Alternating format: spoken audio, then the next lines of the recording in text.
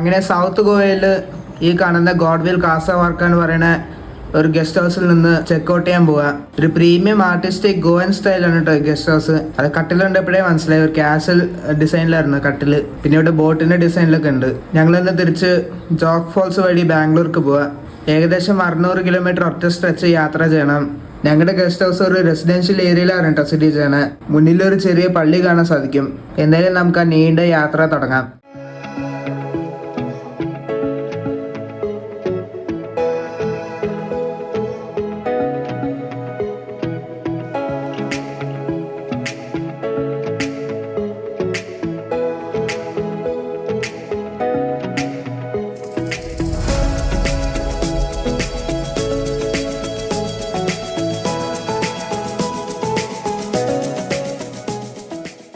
അങ്ങനെ ഞങ്ങളിപ്പോൾ ഗോവ കർണാടക ബോർഡറിൽ എത്തിയിരിക്കുകയാണ്. കർണാടകയിലേക്ക് കടക്കാണ്.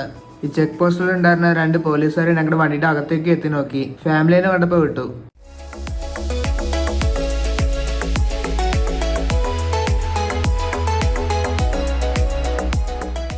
ഞങ്ങളിപ്പോൾ കളി റിവർ ക്രോസ് ചെയ്യാൻ കേട്ടോ. ഈ കാണുന്ന പഴയ പാലം ഈ കഴിഞ്ഞ മഴക്കാലത്ത് തകർന്നു പോയ പാലമാണ്.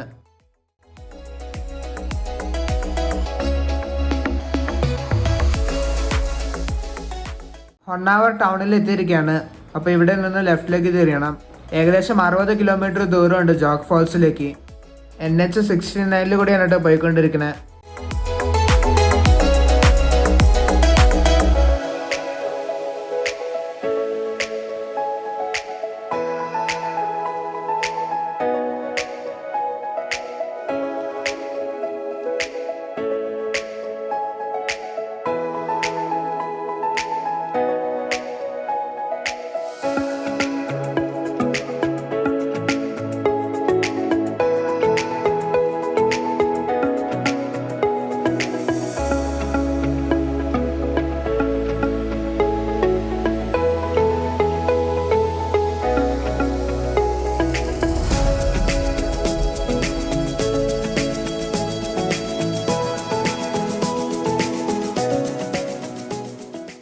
ഗാർഡ് സെക്ഷനൊക്കെ കടന്ന് ഏതോ ഗ്രാമത്തിൻ്റെ അവിടെ എത്തിയിരിക്കുകയാണ്. അപ്പോൾ അങ്ങനെ അവസാനം ജോഗ് ഫോൾസിലേക്ക് പോകേണ്ട വഴിയിലേക്ക് തിരിയാണ്. ഇതാണ് പാർക്കിംഗ്. പുറകിൽ ധാരാളം കടകൾ കാണാൻ സാധിക്കും. ജോഗ് ഫോൾസിൻ്റെ പ്രവേശന കവാടം. അപ്പോൾ എന്തായാലും നമുക്ക് കർണാടകയിലത്തെ മാർവലായ ജോഗ് ഫോൾസ് കാണാൻ പോകാം. ഇതിനു മുമ്പ് ഓൾ കർണാടക ട്രിപ്പ് സമയത്ത് വന്ന് കണ്ട സ്ഥലമാണ് കേട്ടോ ജോഗ് ഫോൾസ്.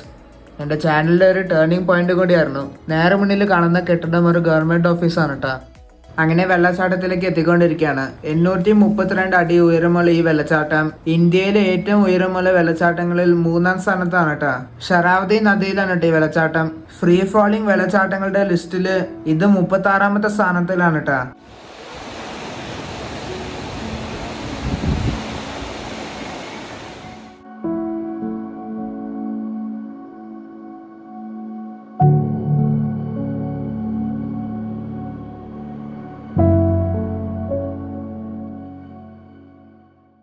ഈ വെള്ളച്ചാട്ടത്തിന്റെ ക്ലിയർ വ്യൂ കാണാൻ വേണ്ടി കുറച്ച് താഴത്തേക്ക് ട്രെക്ക് ചെയ്യാണ്. കുറെ പേര് ഈ വഴി നടന്നു പോകുന്നത് കാണാൻ സാധിക്കും.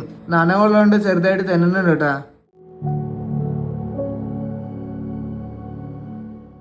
അങ്ങ് താഴെ വരെ പോകാൻ പറ്റും, പക്ഷെ റിസ്ക് എടുക്കണ്ട.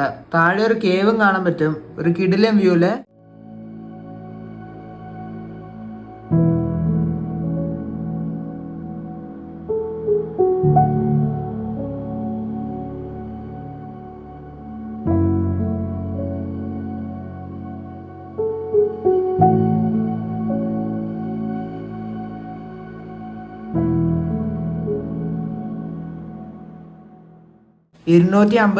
മീറ്റർ ഉയരമുള്ള വെള്ളച്ചാട്ടമാണിത്.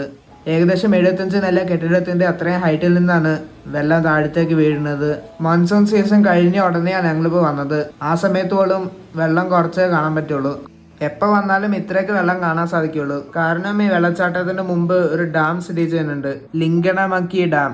മഴക്കാലത്ത് പോലെ നല്ല മഴയുണ്ടെങ്കിൽ ഫുൾ ഫോഴ്സിൽ വെള്ളം താഴത്തേക്ക് വീഴുന്നത് കാണാൻ സാധിക്കുള്ളൂ.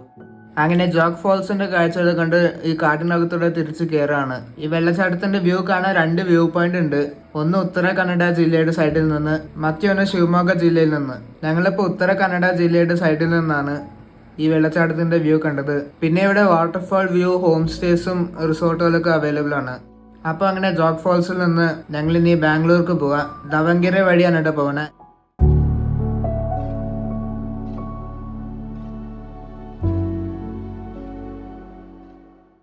ഇതാണ് കേട്ടോ സാഗർ ടൗൺ.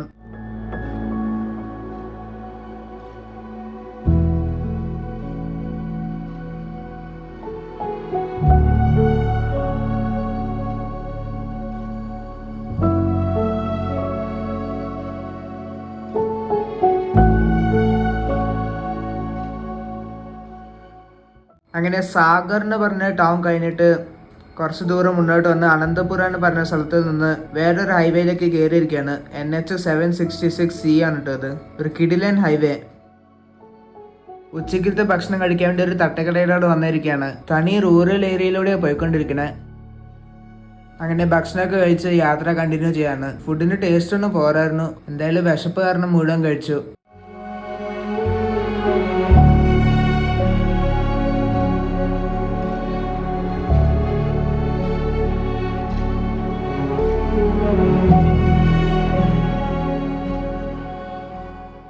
അങ്ങനെ ദവങ്കരയുടെ അടുത്തായിട്ട് രണേബെന്നൂർ എന്ന് പറയുന്ന സ്ഥലത്ത് എത്തിയിരിക്കുകയാണ്. മുന്നിൽ NH48 ഹൈവേ കാണാം. ബാംഗ്ലൂർക്ക് പോകേണ്ട ഹൈവേ ആണത്. ഇനി ഏകദേശം 300 കിലോമീറ്റർ ദൂരമുണ്ട് ബാംഗ്ലൂർക്ക്.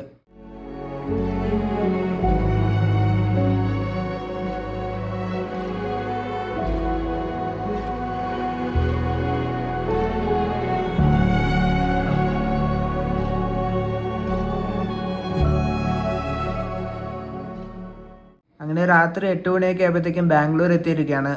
ബാംഗ്ലൂർ എത്തിയതിൻ്റെ സൂചനയാണ് ഈ കാണുന്ന ട്രാഫിക്. അങ്ങനെ ഈ ട്രാവൽ സീരീസ് ഇവിടെ വെച്ച് അവസാനിപ്പിക്കുകയാണ്. ജോഗ് ഫോൾസിൻ്റെ കാഴ്ചകൾ നിങ്ങൾക്ക് എല്ലാവർക്കും ഇഷ്ടപ്പെട്ടു എന്ന് വിചാരിക്കുന്നു. അഭിപ്രായങ്ങൾ കമൻറ്റ് ചെയ്യുക. ഈ ചാനൽ ആദ്യമായിട്ട് കാണുന്നവരൊന്ന് സബ്സ്ക്രൈബ് ചെയ്യുക. മറ്റൊരു കിടിലൻ വീഡിയോ ആയിട്ട് പിന്നെ കാണാം. അതുവരെ ബൈ.